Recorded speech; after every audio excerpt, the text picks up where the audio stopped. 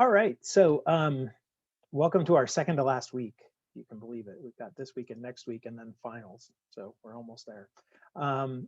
Today's plan, I'm going to introduce you to another way of looking at the complex numbers. We're actually going to revisit the complex numbers. Remember that crazy I thing that we get from the square root of -1? We're going to look at that and see how it actually pertains to trig. I'm going to show you another way of approaching those numbers that makes some of the calculations much easier.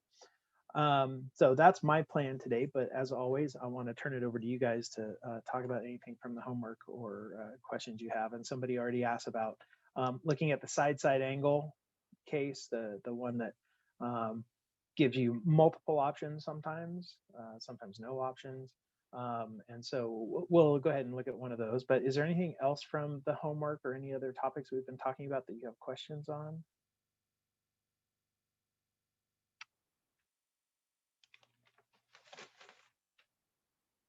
All right. Okay, so I'm going to try to make one up here. We'll see how that goes. That's often a recipe for disaster, but let me just think about how I want this to go. Give me just 1 second here. All right, I think I've got a set of numbers that'll work. Okay, so let me go ahead and go to bring up the whiteboard here. I'll share my screen and let's look at an example of one of these. So let's say that the information that we were given is an angle. Let's just call it alpha, and we'll say that alpha is 35 degrees.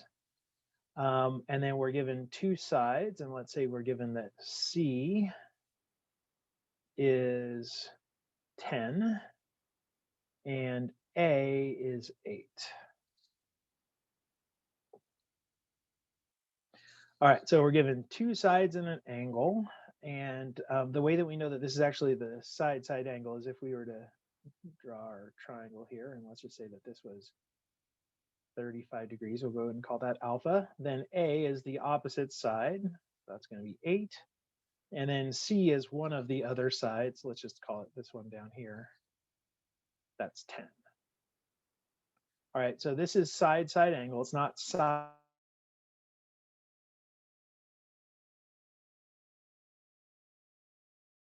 A side length and then an angle.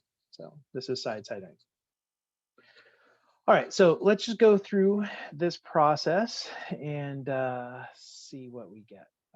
My computer just told me my internet connection is unstable, and if I freeze up, to get back at you, please, if you see me freeze up, type in the chat box, you're frozen.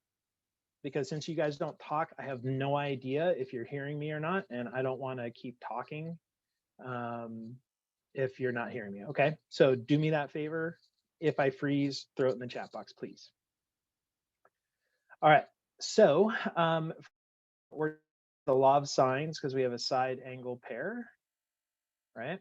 So we've got sine of alpha and we've got A. And so the best choice here would be C and then sine of gamma. So we're actually going to be finding this guy right here. All right, so let's plug these in and see what we get.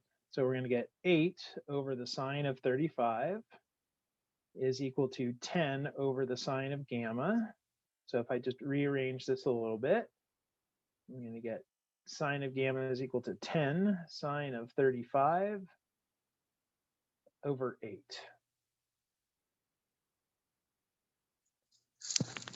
And now this is where we're going to use our calculator to figure out what gamma is.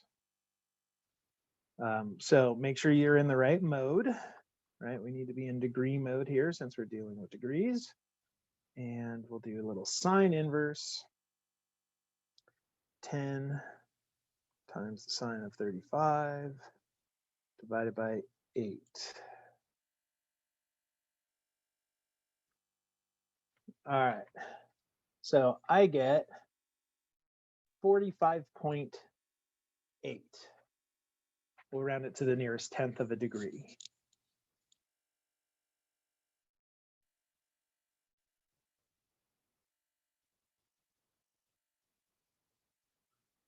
All right, so hopefully if you're playing along at home, you got the same number.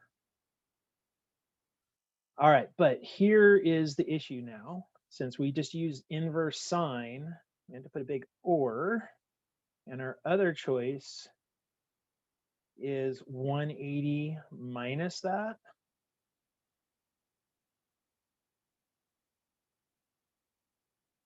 And that's because sine is, this is a positive number, and sine is positive in quadrants 1 and 2. So here's the quadrant 1 angle, and here's the quadrant 2 angle. And I believe that gives me 134.2 if I do the math correctly there. So Anna, I know you were the one who asked me about this. This is where you check the second angle, the second possibility. It's always when you do inverse sine.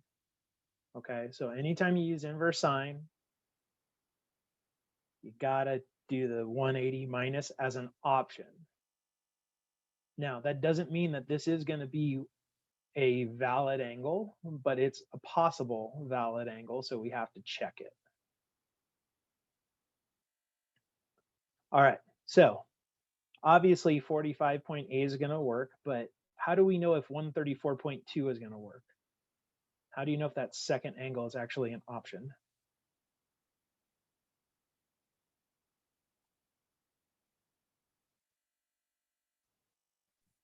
I think if you add that with the other angle that you already have and it's less than 180. And that's exactly right. Yep. We want to see if this one fits in that triangle, right? Because we already know that the sum of these three angles cannot be more than 180. So if we try to add this to the one we already have and we get more than 180, well, we've got too much. But you'll see that it totally works. If we take 35 and add it to this, that gives us 169. And so there's plenty of room for this angle to show up. So we actually are going to get two triangles. Okay, so we're going to have triangle number 1, and we're going to have triangle number 2. The first triangle, this one, if we do alpha, beta, gamma equals, right? We already knew that alpha was 35, but gamma, now we can let gamma be 45.8. And for the other one, again, alpha is 35, but now gamma, we see another option is the 134.2. All right, but now that we have two angles, we get the third angle by taking 180 and subtracting the sum of the other two. And I believe that gives me, oops, how about not 179? Second here. I believe that gives me 99.2 for the beta in the first triangle. And then the other one, when I add these together, I get 169.2. So subtracting that off gives me 10.8, I think. So there are the two different angle combinations for the two triangles. And of course, we still have to find B. And B is going to be different depending upon which one we're in. But I suggest, again, using the law of sines to find B. So we'll get B over sine of 99.2 is equal to, and I'm just going to go back to the A numbers since those were already given to me. So we're going to get 8 times the sine of 99.2 over the sine of 35. Let me get that number for you real quick.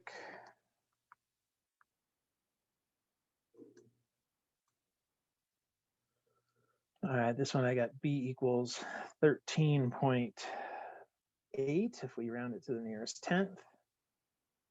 And then the other one's going to be very similar, except it's going to be B over the sine of 10.8. So the only thing that changes in here is that 99.2 becomes a 10.8. And let's see what that gives us. That gives me 2.6.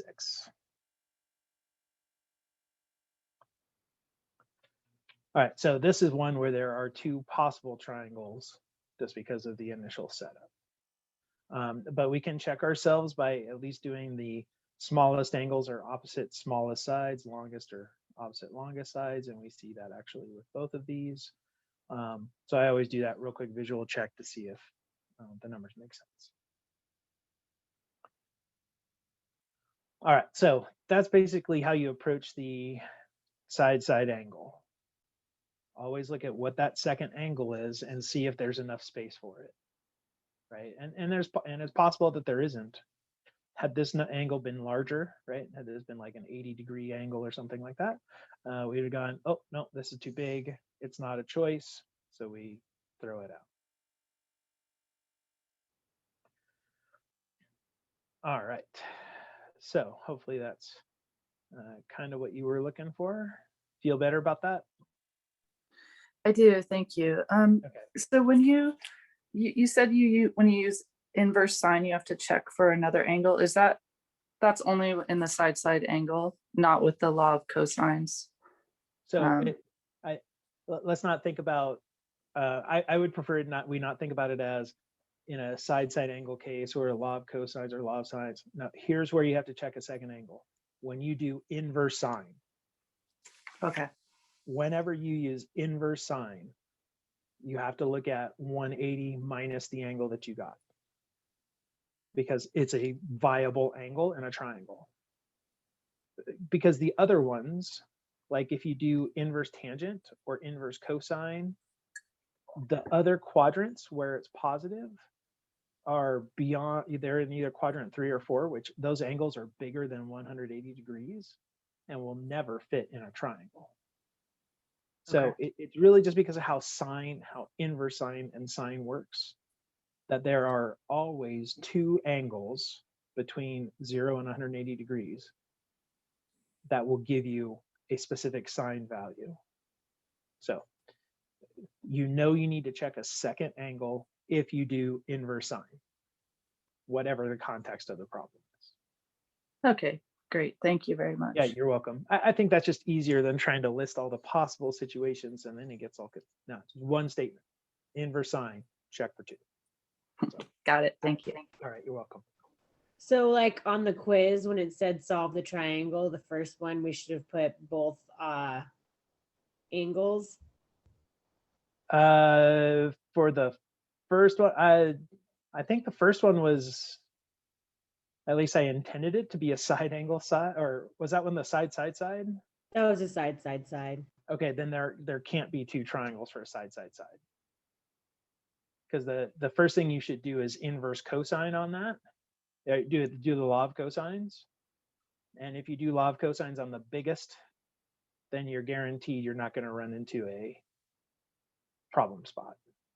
So there's only, the only time you can have maybe two triangles is if it's the side angle.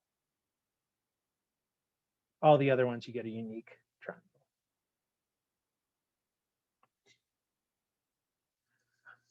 All right, other questions? No? All right, well then I'm gonna hop up to my whiteboard and let's talk some complex numbers. I'll be right back with you.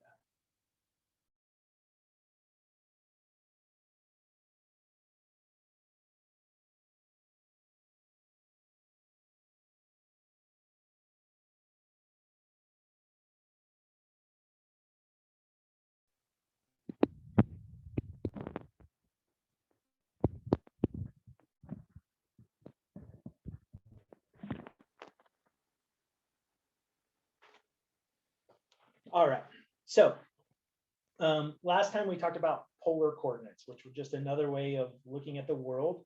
Instead of talking about going left and right and up and down, we said, hey, let's go in that direction a certain distance. So we had r's and thetas, right? Now, what we're going to do today actually incorporates that a bit to something that you haven't probably seen in a while. And I'm going to show you kind of another way of looking at it. And that is the complex numbers. So let me just remind you real quickly about what these are. So the complex numbers, these were the things, I'm going to write z equals. That's kind of standard actually for generic complex number. You know how we use x equals, right? When we're talking about just a regular old number equation you're trying to solve. Well, when they're complex numbers, we write z equals. That's just what we do. And complex numbers look like this, or they can always be written as a plus bi, where a, this is the real part, this is the number that you know and love, and then the bi, this is the imaginary part, and I is the thing that when we square it gives us -1. So it's not anything real. It was completely just fabricated. It was made up.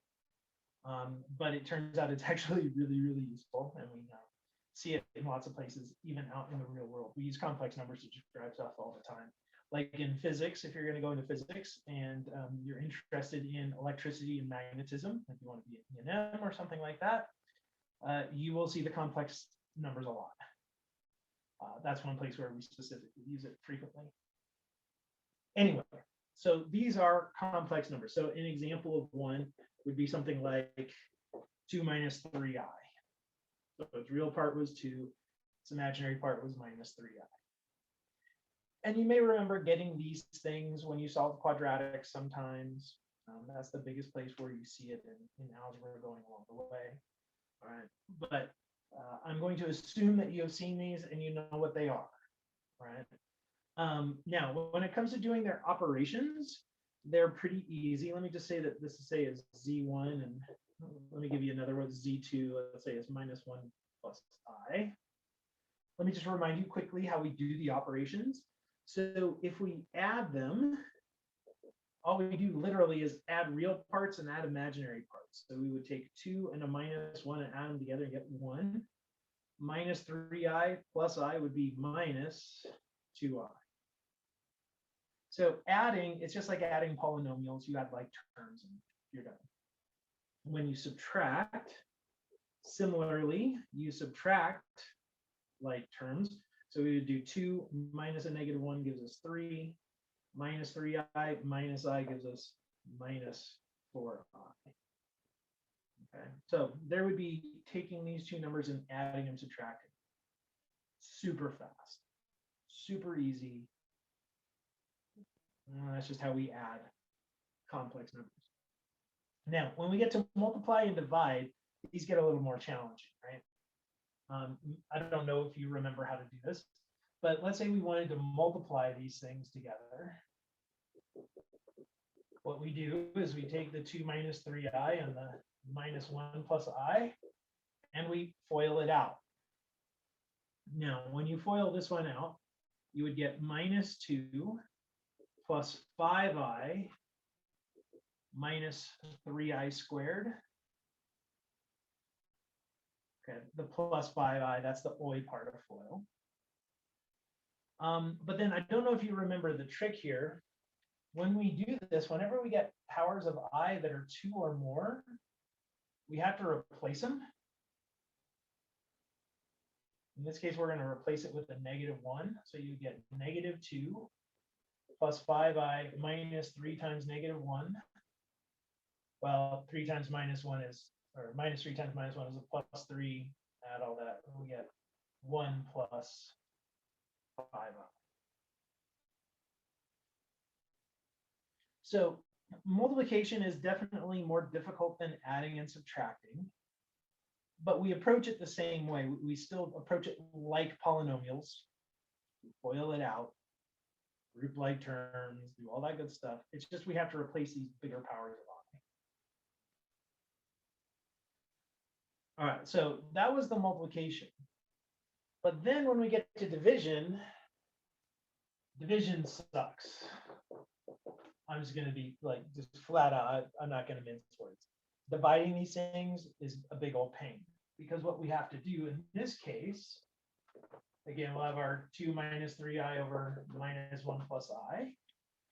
And most people don't remember how to do this, so let me just shoot this back at you. What you do is you multiply top and bottom of this fraction, by the complex conjugate of the bottom. Okay, there's a lot of stuff in there.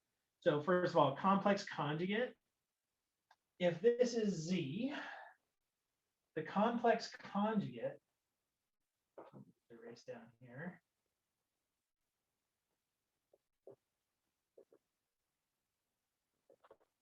Okay, we put a bar over the top, just FYI, that's the way that we represent a complex conjugate, but it's really easy to get it. All you have to do is change the sign on the imaginary part. So you keep the real part the same, and you change the sign on the imaginary part. Anyway, so we get this complex conjugate, and then we multiply top and bottom by this conjugate. So the conjugate of the bottom would be -1 minus I. So we're going to multiply that on top and bottom. So now we FOIL. So we FOIL on top, that gives us -2 plus I plus 3I squared. On the bottom, if I use my complex conjugate and FOIL it out, I'm going to get 1 minus I squared, because the OI part cancels. That's the nice thing about complex conjugates, is the OI part.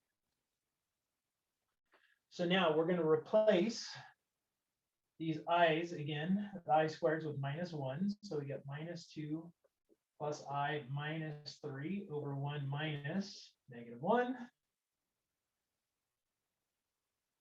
And I'll go ahead and combine like terms. So I get -5 plus I over 2.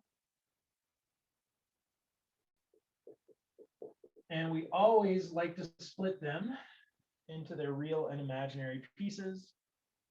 So this division is -5/2 plus 1/2 I. All right, now, if you looked at all of this and went, what? I don't remember any of this.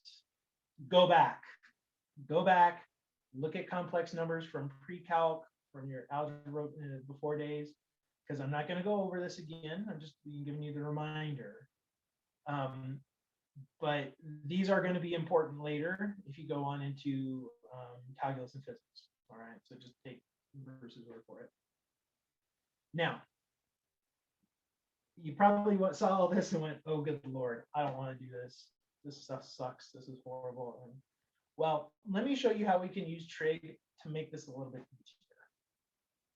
And specifically, let's talk about these two things, multiplying and dividing, how we make those easier. Because the adding and subtracting is easy. I think everybody's cool with that.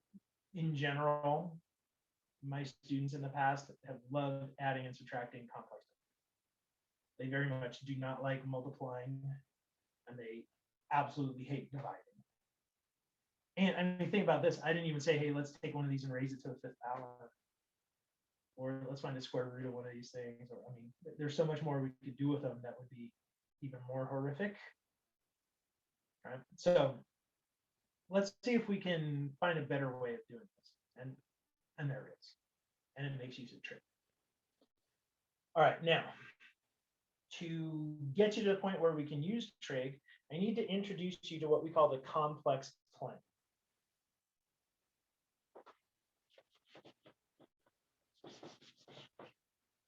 Now, the complex plane is really just a graphical way of representing complex numbers.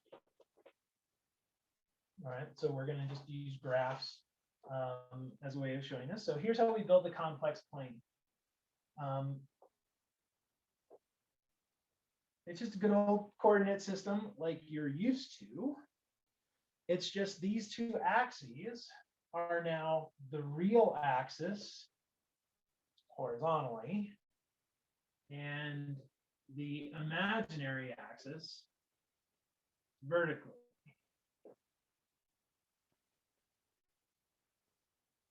So you're really used to with these, you know, like with the x's and y's, and the x's just go 1, 2, 3, 4, 5, negative to the left, and same, you know, so on and so forth. Well, it does exactly the same thing in the complex plane. In the real axis, these are 1, 2, 3, -1, -2, -3. So that's exactly the way you think about it. The imaginary does the same thing, except the tick marks here are i's. So this is I, 2i, 3i, 4i, -1i, -2i, and so on. So this is the complex plane. So basically, if you wanted to plot a number, you wanted to plot one of these complex numbers, what you would do, for example, let's say we got z1 here is 3 plus 3i. So here's what you do. You go over to 3 on the real axis, and then you go up to 3i on the complex axis, or the imaginary axis. And so there is the number 3 plus 3i. That's where we would put it on the plane. All right. Or here's another one. Let's say we had, call it Z2. Let's say that this is -2 minus I. So you're going to go to -2 on the real, that's over here, and then go to -I on the imaginary.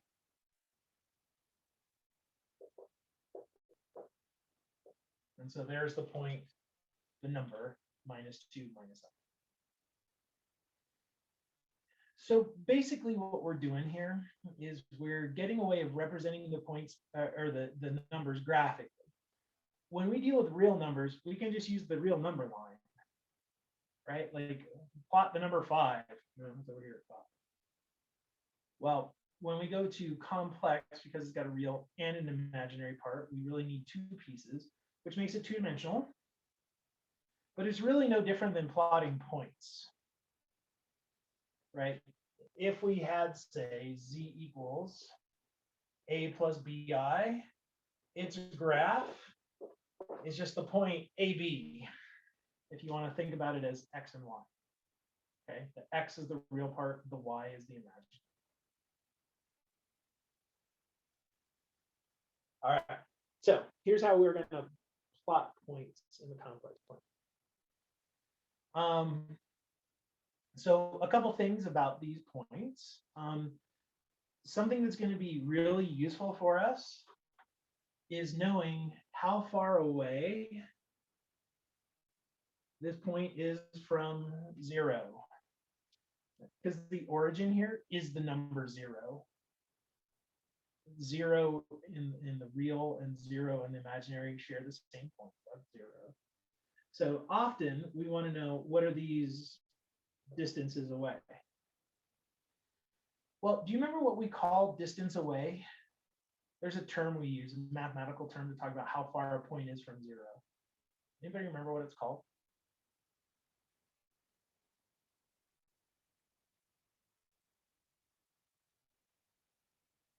It's a phrase I know you know.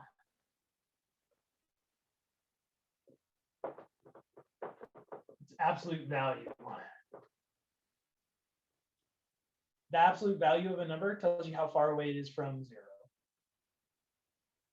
I don't know if you've ever thought about it that way, but that's really what it does. And so this distance right here is the absolute value. So you will see this written very frequently. The absolute value of z. And it means exactly the same thing as absolute values did before, which is how far away is this complex number from the number 0. Well, if you want to know that distance, you guys know what we're going to do. We're going to use the Pythagorean Theorem, right? Because we know these distances. These distances were the a's and the b's. So this is really the distance formula. And what we get if we want the absolute value of any complex number that's a plus bi its absolute value is the square root of a squared plus b squared. So it's not quite as easy as finding the absolute value of a real number. That's really easy. But it's not that difficult. And it's not like you had to learn anything new. No, it's just the distance away. And we're using the distance point. Now, I will tell you that we do have another name for this. This is also called the modulus.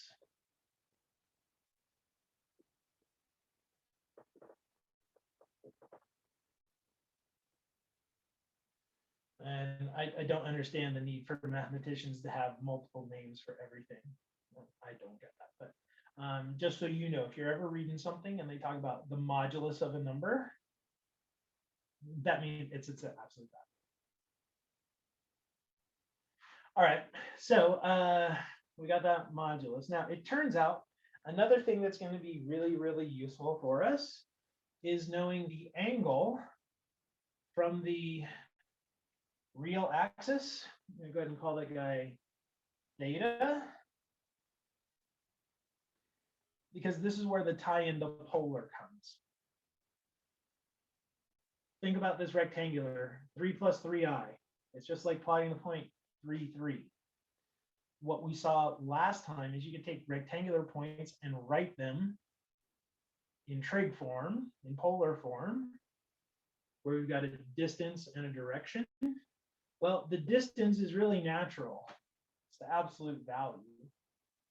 So let's throw in that direction. So if we've got that guy theta, what this means is that we can rewrite these complex numbers instead of as z equals a plus bi. We can write them as, I'm going to write this as r cosine theta plus r sine of theta times I. And these r cosine theta and r sine theta were the conversions for x and y in polar. So that's what we did last time. So go back and look at your notes or watch the video from last week if you're a little shaky on that. All right, well, I can factor out that r.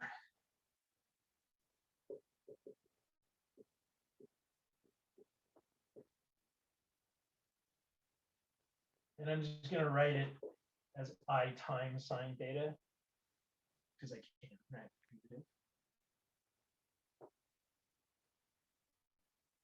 And so instead of having it as just like 3 plus 3i, we could, if we wanted to, rewrite it in terms of the distance away and the angle.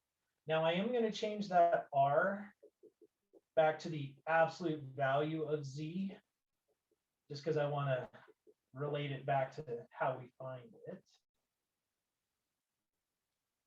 And so this right here, put a red box around it.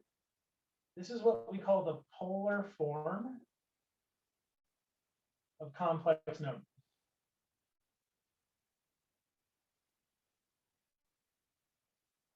What we started with, I'll go ahead and put it in purple. This one right here. This is the rectangular form.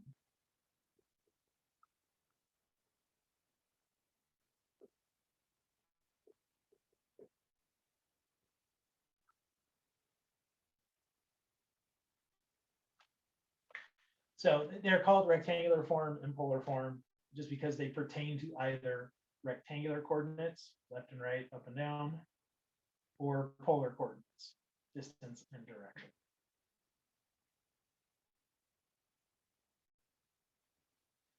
Before we move too much further, I do want to mention that there's also a name for this guy, theta. Theta, the name that we give it when we talk about complex numbers, we call this the argument.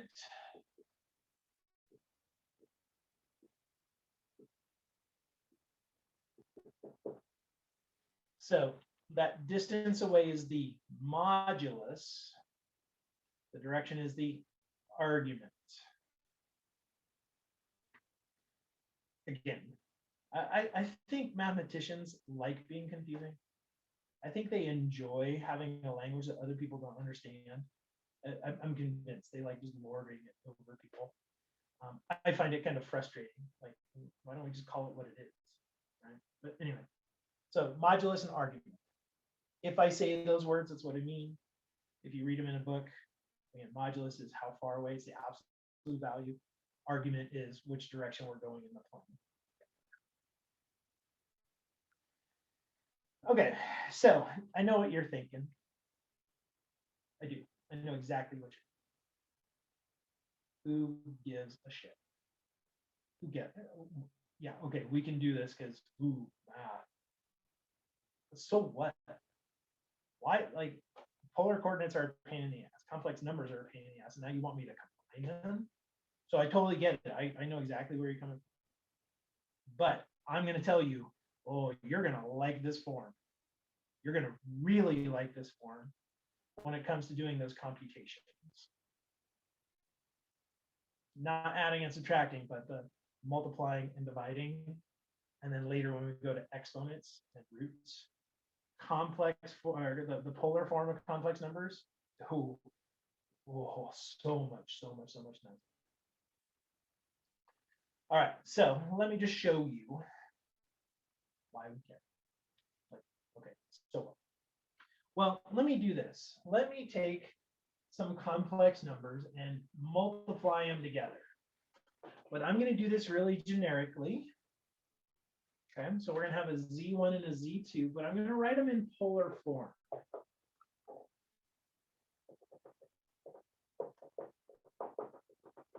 So here's going to be our first one. It's going to be R1. So that's the absolute value of this first one. And then theta 1 is the direction for the first complex number. All right, so that's its argument.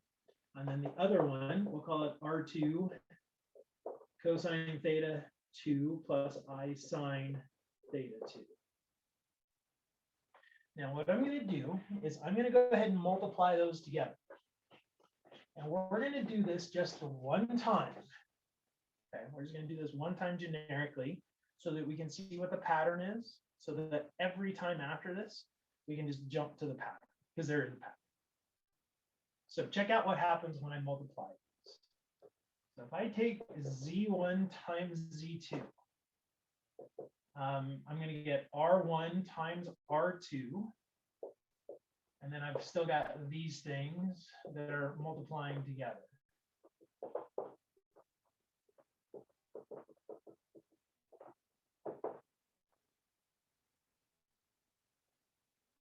So what I'm going to do is I'm actually going to FOIL these guys out.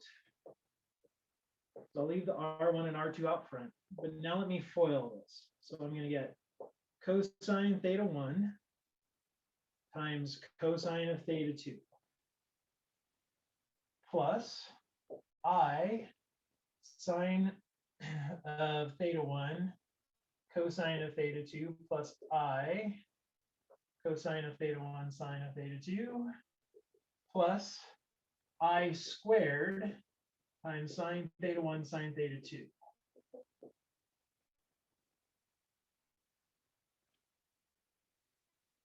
So just good old FOIL. Except I think I might have done first inside, outside last, but you get the idea.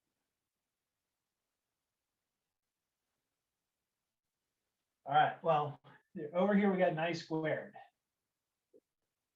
which means that equals -1.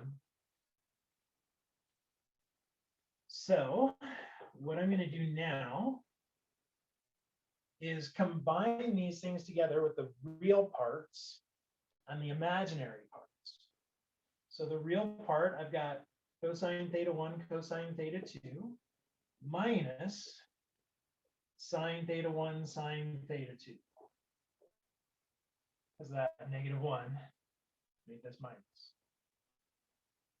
And then I'm going to get I times sine theta 1 cosine theta 2 plus cosine theta 1 sine theta 2. So that was these two pieces. I just factored out the I.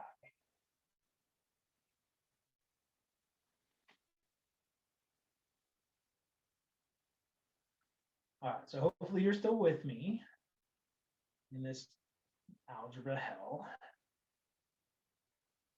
But now this is where the fun comes in. And when I say fun, I mean, we can use trig identities to simplify this. Look at this first set of parentheses. Cosine theta 1, cosine theta 2 minus sine theta 1, sine theta 2. Anybody recognize that as the right side of one of our identities?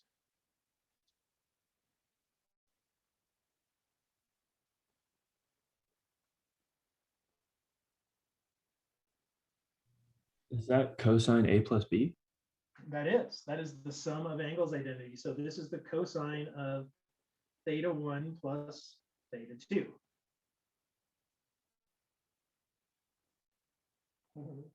Nice.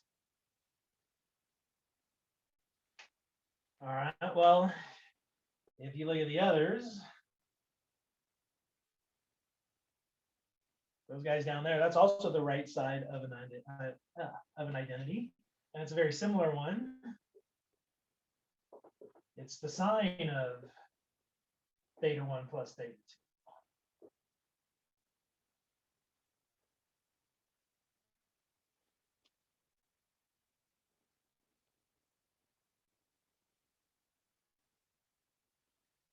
All right, so we get here, and this is where you should get a little happy. And I know you don't see it yet, but we're done. I'm going to go ahead and just kind of box this in the green,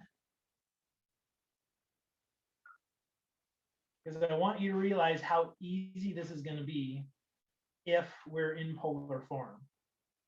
You want to multiply two numbers together that are in polar form. All you have to do is multiply their absolute values. What's this? And add their angles.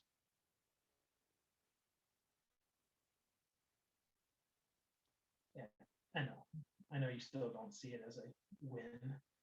But think about what we have to do otherwise. We have to FOIL it out. We got to replace the I squared. We got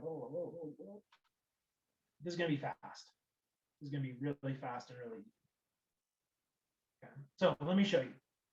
Let's actually do an example here where we're going to multiply two numbers that are in complex form.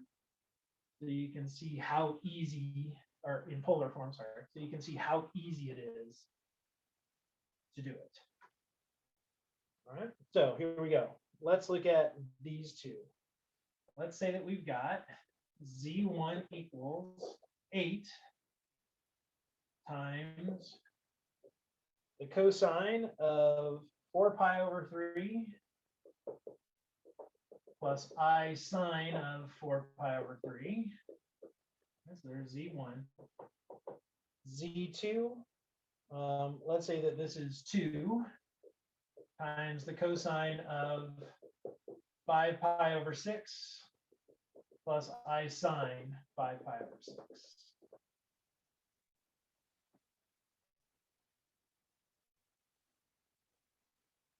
So we're going to multiply them together. So Z1 times Z2 equals. So here's what we do. We take their absolute values and we multiply them together. 8 times 2 is 16. Then we're going to take their angles and we're going to add them. So this is 8 6 plus 5 6. That's 13 pi over 6. And then the other one is I sine of 13 pi over 6.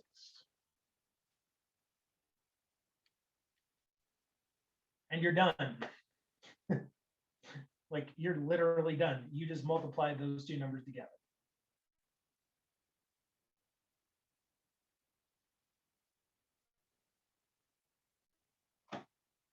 Now, obviously, we can simplify this stuff. We can play around with it. I mean, we could even actually turn it back into rectangular. You know, let's do that. Let's figure out what this is in rectangular. But I just want to mention, like, we're done. You multiplied. That's it. Look at how much easier that was. So much easier. And that's just multiplying. Wait until we get to the others. All right, now I do want to go ahead and just turn this thing back into a rectangular. Let's see what this thing is. So let's evaluate these things. So first of all, notice that 13 pi over 6, that's coterminal to pi over 6. So similarly, we could have just done these as pi over 6s. Cosine of pi over 6, we know that number. That's root 3 over 2. Sine of pi over 6, we also know that number. That's 1/2 I. So we're multiplying that by 16. So if we wanted to, in rectangular form, the answer would be 8 root 3 plus 8i. But in polar form, we were done as soon as we added the angles together.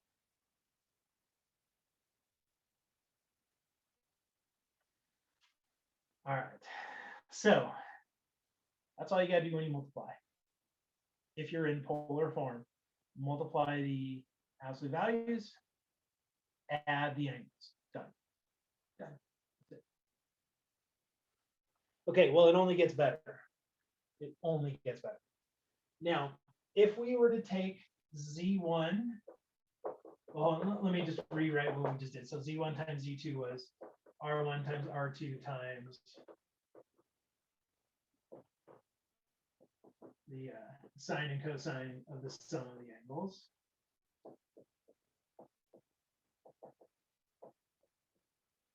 All right, now if you do Z1 divided by Z2, I'm not going to prove this one. But if we went through generically and we did the whole multiply top and bottom by the complex conjugate, multiply out, blah, blah, blah, blah. All right, here's what you end up getting.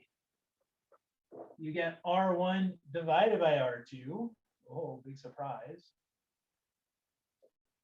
And then instead of adding angles, you subtract the angles.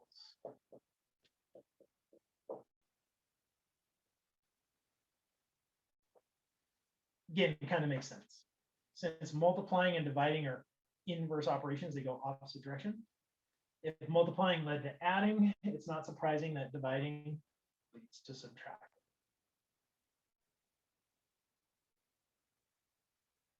All right, so this is also really easy to do. And in fact, let's take these same Z1 and Z2 that we just played with here. But this time, let's divide them.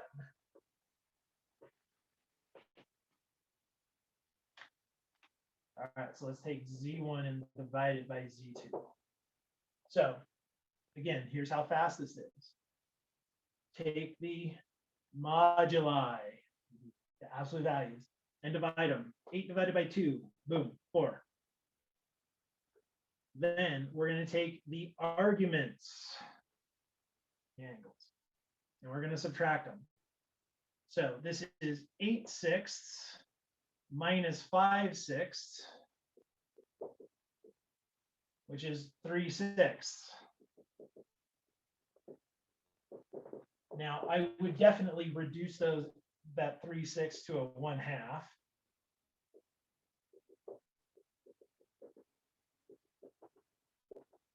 But there you go. You just divided those two complex numbers. All we had to do, divide the absolute values, subtract the angles. Now, this is another one that I'm going to go ahead and convert into polar or into rectangular form because I know these numbers. Right? The cosine of pi over 2, that's 0. The sine of pi over 2 is 1. So I get 4 times 0 and then 4 times 1i. No, that's just 4i. So it turns out that when you take these two and you divide them, you end up with just 4i. That weird complex number.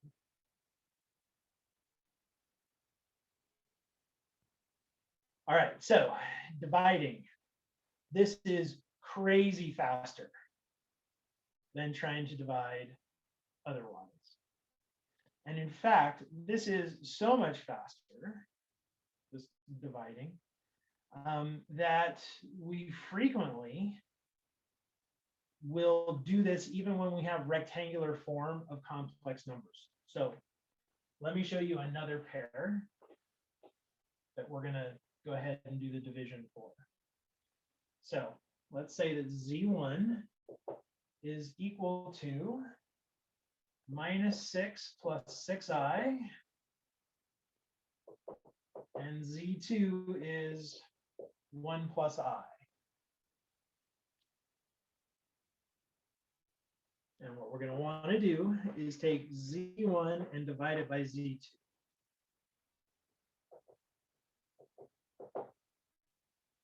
So we could do this with just rectangular, find the complex conjugates, multiply top and bottom, go through all the steps.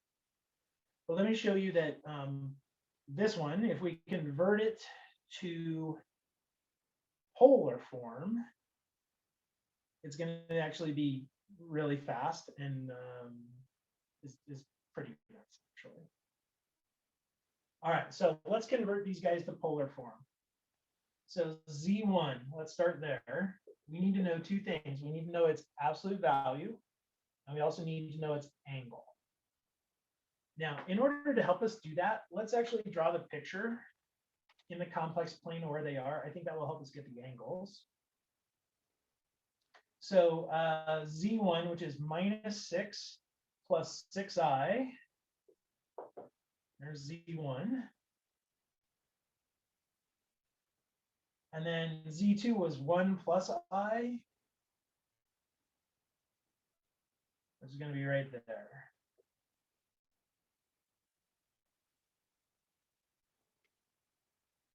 So let's figure out distances away. Let's figure out absolute values and angles. So for Z1, the absolute value of Z1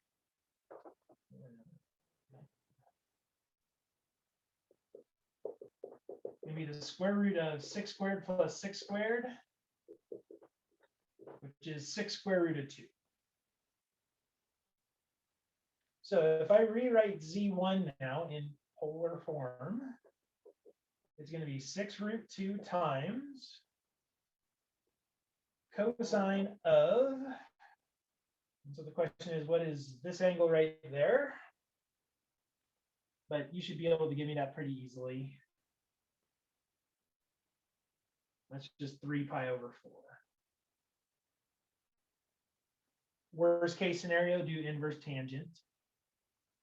Right, but this one you should be able to recognize that since it's both of those are the same values, that's at this diagonal that's at pi over 4, or 3 pi over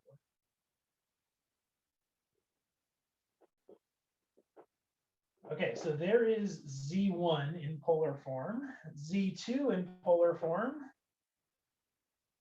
Well, again, let's get its absolute value. That's the square root of 1 squared plus 1 squared. Remember, don't include the i's. You don't include the i's. You only take the numbers in front. And so that's also the square root of 2. So square root of 2. And then in terms of the angle for this one, again, worst comes to worst, you can go ahead and do an inverse tangent. But we see that it's actually pi over 4.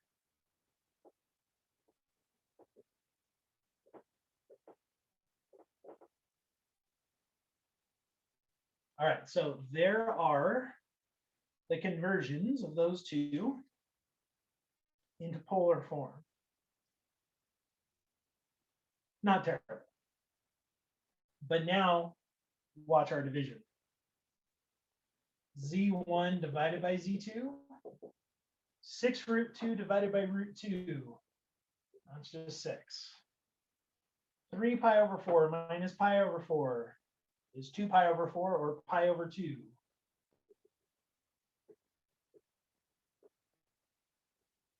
The other nice thing, by the way, was these angles are always the same. So once you do the calculation for the cosine, put the same one in for the sine. All right, well, let's go ahead and convert this back to rectangular. Cosine of pi over 2 is 0. Sine of pi over 2 is 1. And so it turns out that you take these two numbers and you divide them, you get just 6i.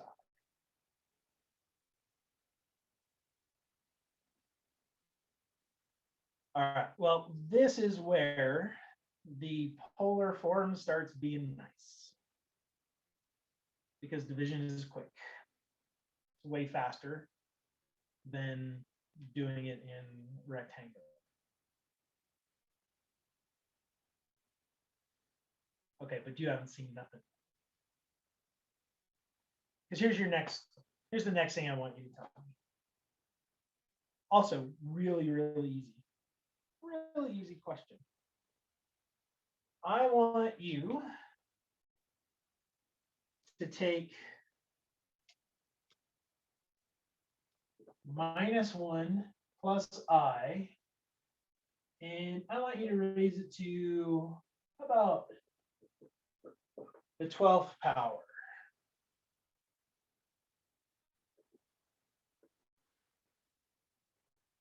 Let me rewrite that over here.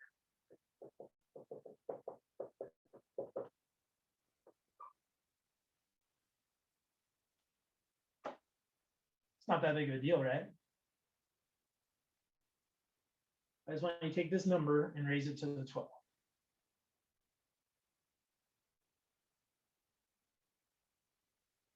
Now, if you go to the, well, when we're in rectangular form and we multiply, we just, do the algebra and then simplify. Think about doing the algebra on this. Raising -1 plus I to the 12th power. Even if you know the binomial expansion theorem, the thing that uses Pascal's triangle and the increasing powers and decreasing power stuff, even if you know that, it's going to have 13 terms.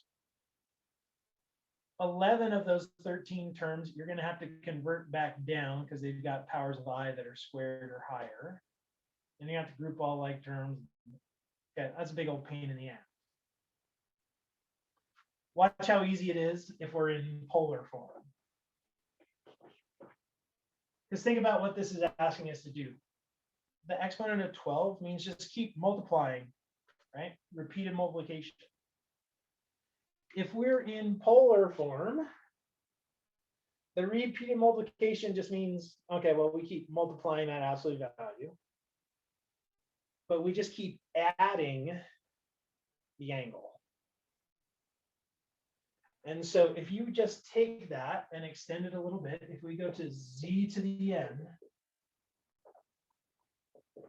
you're going to get r to the n, right? Repeated multiplication, times the cosine of n times theta. Because repeated addition is multiplication. So it's really just extending this idea of multiplying to multiplying the same number to itself, however many times the exponent suggests.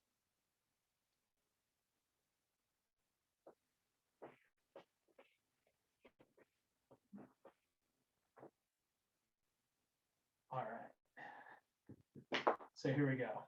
Watch how fast this is. So the first thing we should do is convert this into polar form. I'm going to draw a picture here just to help us find the angle. We're at -1 plus I. So -1 plus I. So in terms of the angle, that's going to be 3 pi over 4. So in polar form, this is, hold on, we need to get the absolute value as well. That's going to be the square root of -1 squared plus 1 squared, which is the square root of 2. So this guy is the square root of 2 times cosine of 3 pi over 4 plus I sine 3 pi over 4.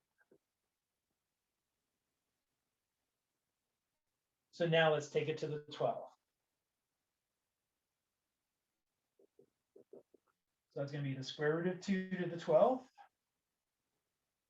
times the cosine of 12 times 3 pi over 4 plus I sine of 12 times 3 pi over 4.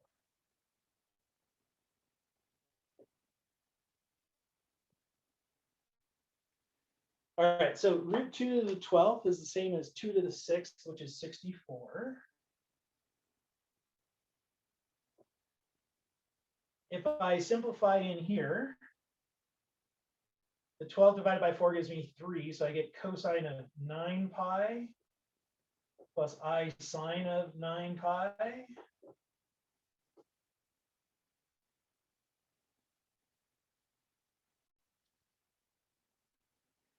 All right, well, the sine of 9 pi, this equals 0. So that one's done. And then cosine of 9 pi, that equals -1. So I get 64 times -1 plus 0i, which is -64.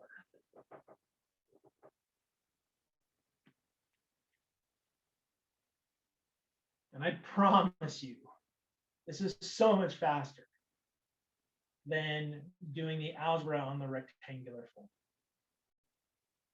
Okay, so we're getting into operations where polar form is much better.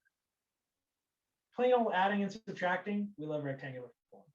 Multiplying, it's 50-50.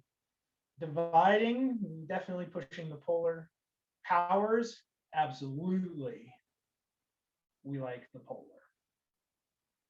It's crazy fast. I mean, this could have been to the 100th power. I mean, imagine it was to the 100th power. Okay, big deal. So now I multiply this stuff by 100. Okay, I get whatever pi's they are. Yeah, I got to take the minus, the root 2 to the 100th power, which, okay, I still got to deal with that. But so much faster, so much better. All right, so when we raise the powers, we like using this guy right here. And this actually has a name. I just want to tell it to you.